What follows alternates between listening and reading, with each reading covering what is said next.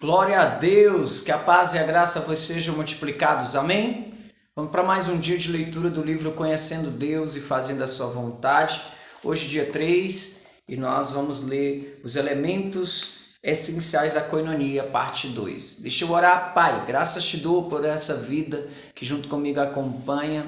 Seja o Senhor a fazê-los conhecer ao Senhor e também saber qual é a tua vontade com clareza, para que eles possam colocá-la em prática, em nome de Jesus. Amém e graças a Deus.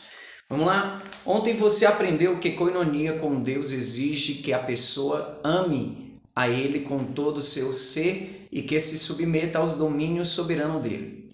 Muitas pessoas, coisas e influências em sua vida e em sua igreja podem ameaçar sua comunhão com Deus. Se você permitir que elas o desviem de amá-lo e de segui-lo, hoje quero que você veja mais dois elementos essenciais da koinonia e as possíveis ameaças à sua comunhão com Deus. 3. Termos de conhecer Deus de maneira real e pessoal. Sua koinonia com Deus se baseia na experiência pessoal que você tem com Ele. Ninguém pode subsistir você nessa experiência pessoal com Deus. Você não pode confiar na experiência pessoal de sua esposa, dos seus pais, do seu pastor, do seu professor da escola dominical ou dos seus amigos na igreja. Sua koinonia com Deus deve ser real e pessoal. A koinonia é ameaçada quando você permite que alguém ou alguma coisa faça de você um espectador e não um participante do relacionamento com Deus. Você precisa ter um encontro pessoal com Deus. Do contrário, você se tornará passivo, apático e abandonará tudo. Você tem de encontrar-se com Deus continuamente, pessoalmente. Se não for assim, sua comunhão com Ele esfriará. Você perderá todo aquele envolvimento com as coisas que se constituem na preocupação de Deus para com sua igreja, seu reino e o mundo perdido. E aqui já vamos lá para a primeira tarefa. Aleluias. Diz assim. Uau. Cadê aqui? Vamos lá. Pronto.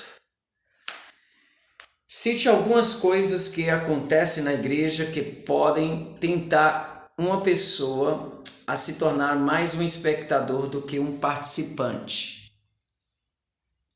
Aí você vai escrever quais são para você essas coisas, tá bom? Segunda coisa, aqui ó, vamos lá, deixa eu colocar aqui. Mencione um meio pelo qual você substitui sua experiência real e pessoal com Deus por uma religião de espectador. Embora as organizações e os programas de nossa igreja obtiveram a evangelização, o crescimento e o serviço ao próximo, eles podem levar a relacionamentos superficiais e a indiferença. Se a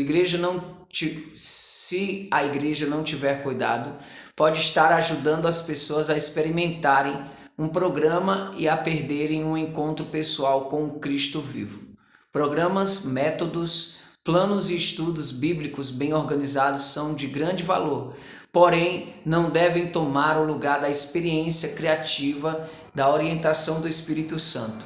Isto não significa que as igrejas não devam ser organizadas, no entanto, devem ter muito cuidado para que as organizações encorajem experiências pessoais com Deus. Uau!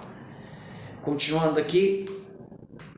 As realidades e verdades espirituais que já foram experimentadas por outras pessoas não devem ser ensinadas, visando apenas a um conhecimento intelectual. Em vez disso, as pessoas têm de ser levadas a experiências em que Deus revele a mesma verdade ou realidade espiritual de maneira pessoal ao indivíduo que crê. Experiências de segunda mão não têm valor espiritual. Os diferentes organismos de uma denominação, por exemplo, têm seu valor ao fazerem a vontade de Deus, como a igreja não podem fazer sozinhas, mas os crentes e as igrejas não podem deixar que o trabalho da denominação se torne um substituto para o envolvimento pessoal na obra de Deus. Isso pode gerar indiferença social e espiritual, em vez de um envolvimento responsável de participação. Só um encontro pessoal com Cristo vivo ocasionará uma koinonia que realmente funcione. Vamos lá, aqui, o glórias, aleluias. Mencione algumas coisas que sua denominação pode fazer que a maioria das igrejas a maioria das igrejas não podem fazer sozinhas. De que maneira a confiança nessas boas coisas poderiam, se mal usadas, se tornar obstáculo a um encontro real e pessoal com Deus? Eita, que hoje está forte, né? Vamos lá. Neste caso, não se trata de uma escolha radical, isto é, ou uma coisa ou outra, mas é o caso de aproveitar-se ambas. As denominações, os programas, os métodos, os materiais de estudo e etc. são ferramentas úteis às igrejas, mas não podem se tornar substitutos para os encontros pessoais com Deus. Todos nós precisamos experimentar a presença do Senhor, atuando em nossa vida. As pessoas experimentam essa koinonia quando seguem a liderança de Deus e recebem o poder dado pelo Espírito Santo para realizar os propósitos dele. Quando programas e ministérios se tornam fins em vez de meios e atividades só pela atividade, ou então demonstrações superficiais de sucesso, a koinonia corre sério risco de ser obscurecida e de se perder. As igrejas devem ter outra preocupação além de meros resultados numéricos. Elas devem olhar com muito cuidado para essa questão de motivação e do espírito com o que o trabalho é feito. As vidas estão sendo transformadas, as pessoas que se sentem destroçadas estão encontrando cura emocional e espiritual, as pessoas estão se encontrando com Cristo vivo que atua no meio da igreja. Senão, algo está errado no relacionamento pessoal destes crentes com Deus. Vamos lá para mais uma questão aqui. Pronto. Qual é o terceiro elemento essencial da koinonia? Primeiro, temos de amar a Deus com todo o nosso ser. Segundo, temos de nos submeter ao domínio soberano de Deus. E aí, qual é o terceiro domínio? Nós vimos isso na aula passada, né? Mencione algumas coisas na igreja que podem tomar o lugar de um encontro pessoal e real com Deus. Aleluias. Vamos lá, continuando aqui.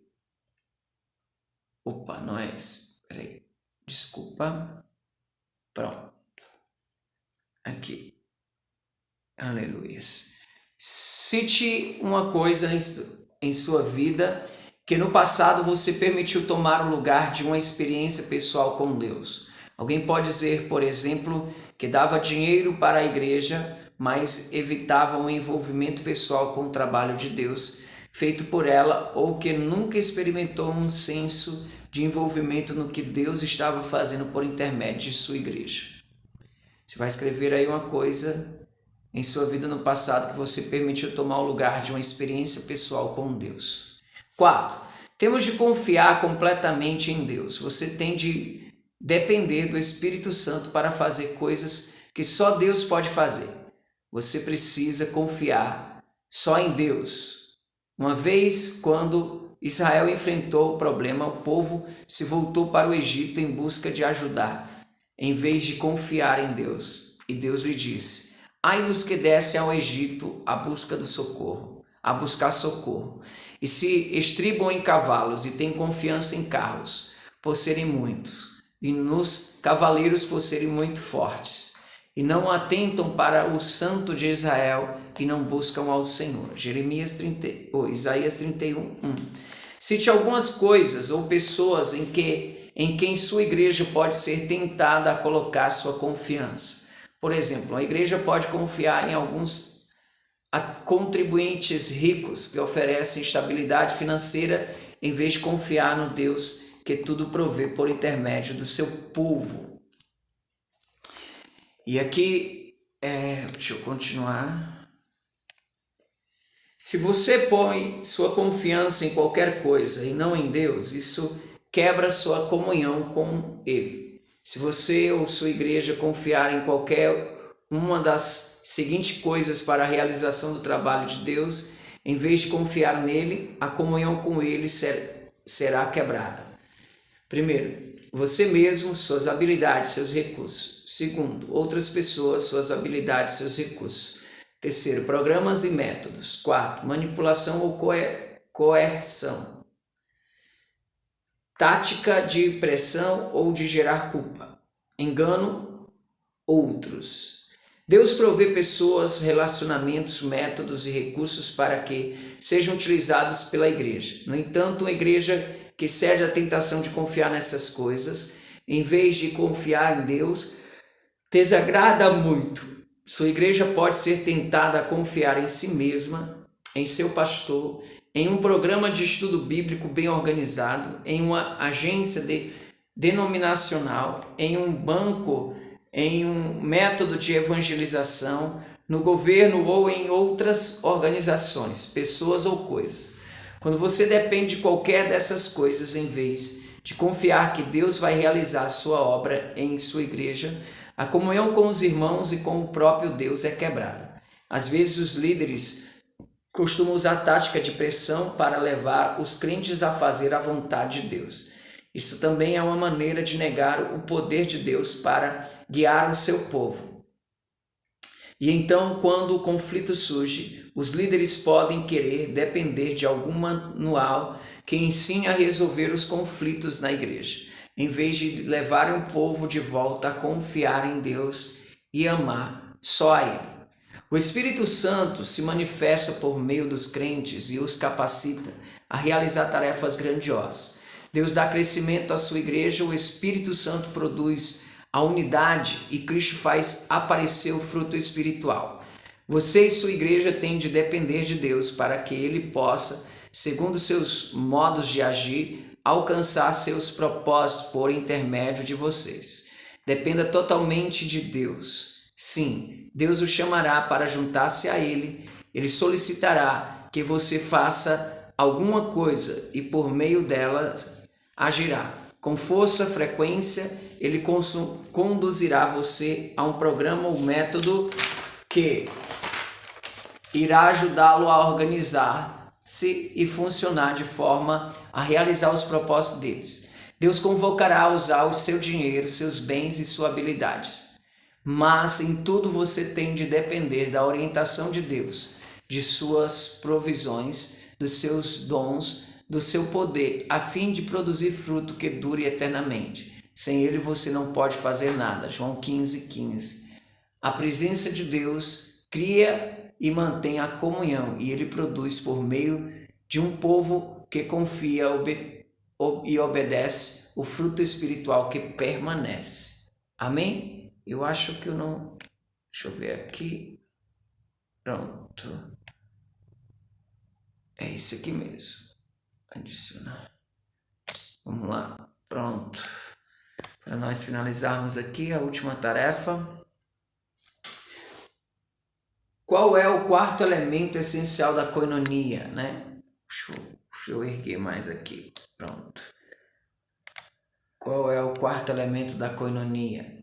Temos de amar a Deus com todo o nosso ser. Temos de nos submeter ao domínio soberano de Deus. Temos de experimentar Deus de maneira real e pessoal. 4. Qual é o quarto elemento? Mencione uma coisa na qual você tem sido tentado a pôr sua confiança em vez de confiar em Deus. Mais uma vez, separe um tempo para orar. Ore tendo em mente a lição de hoje. Peça a Deus para identificar meios pelos quais você tem deixado de experimentar a comunhão com Ele, substituindo encontros pessoais com Ele por práticas religiosas. Peça a Ele para revelar quaisquer meios pelos quais você esteja confiando em outras pessoas ou coisas, em vez de confiar no Deus que provê as suas necessidades. Ore também por sua igreja, pensando nos meios pelos quais Ele pode sem saber, está encorajando as pessoas a substituírem as experiências pessoais com Deus por atividades religiosas. Orem a Deus para que sua igreja confie sempre no Senhor e somente nele. E aí vem aquelas perguntinhas de sempre, façam a revisão e tá aí. E no finalzinho, a título de treinamento, recite ou escreva os versículos designados para decorar. Amém? Deixa eu orar por você. Pai, graças te dou por tudo que o Senhor tem feito. Nos capacita para entender, conhecer, compreender e fazer a tua vontade. Nos empodera com o teu Espírito habitando em nós, em nome de Jesus. Amém. Deus abençoe e até amanhã.